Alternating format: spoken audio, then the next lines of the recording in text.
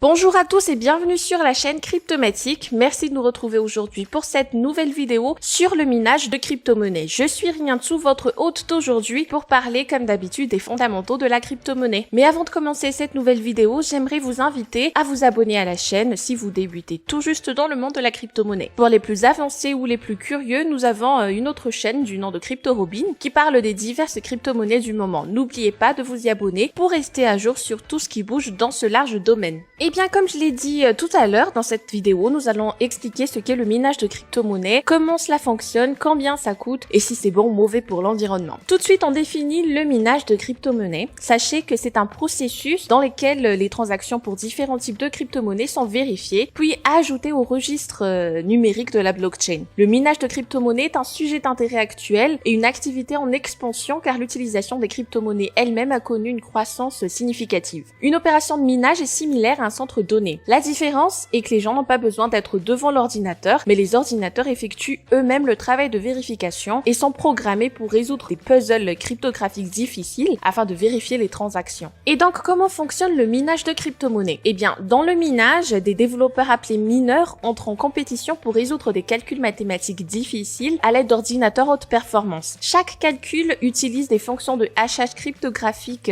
associées à un bloc qui contient les données de transaction pour la crypto-monnaie. Le premier mineur qui peut résoudre le problème mathématique, ou plutôt le premier ordinateur qui résout le calcul mathématique, peut autoriser la transaction. Pour ce service, le mineur reçoit une certaine quantité de la crypto-monnaie avec laquelle il travaille. Une fois que le mineur a résolu le problème mathématique et vérifié les informations de la transaction, il ajoutera ces données au registre public de la blockchain. Est-ce que le minage de crypto-monnaie est cher? Alors, lorsque le Bitcoin a été créé pour la première fois en 2009, le minage de crypto-monnaie était extrêmement rentable. À l'époque, un mineur recevait 50 BTC pour résoudre un problème cryptographique, ce qui valait environ 6 000 $. Les ressources requises pour le minage de crypto-monnaie étaient minimes, donc pour les mineurs, la plus grande partie de la récompense était un pur profit. Au fil du temps, toutefois, la récompense du minage de Bitcoin a diminué pour éviter le phénomène d'inflation, et actuellement, la récompense est de 6,25 BTC. Pendant ce temps, le prix du Bitcoin a augmenté, donc 6,25 BTC valent actuellement plus de 300 000 $.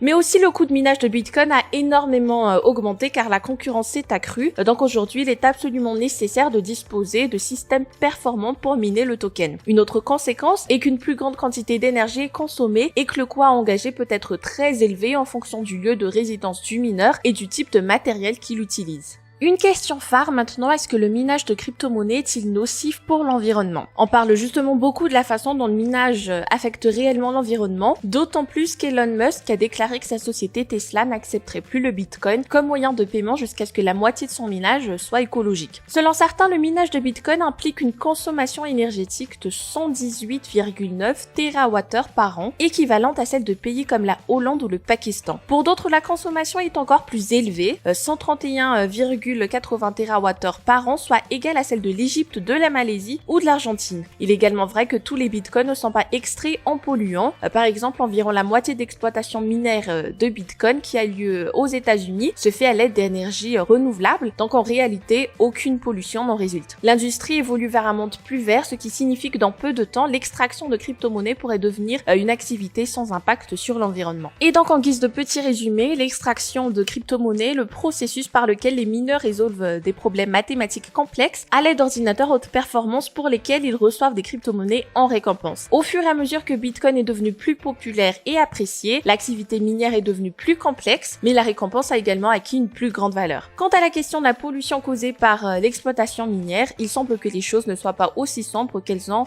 tendance à être présentées. Et c'est ce qui termine cette vidéo informative sur le minage de crypto-monnaies. J'espère que vous avez apprécié le contenu et si vous avez encore des questions sur le sujet, n'hésitez pas à nous le faire savoir à travers les commentaires. On aimerait d'ailleurs savoir quel autre type de contenu vous aiderait à mieux comprendre ce qu'est la crypto-monnaie. N'oubliez pas de vous abonner à la chaîne Cryptomatique si vous souhaitez avoir un accès constant aux informations dans le secteur DeFi. Quant à moi, je vous dis à très vite. Ciao!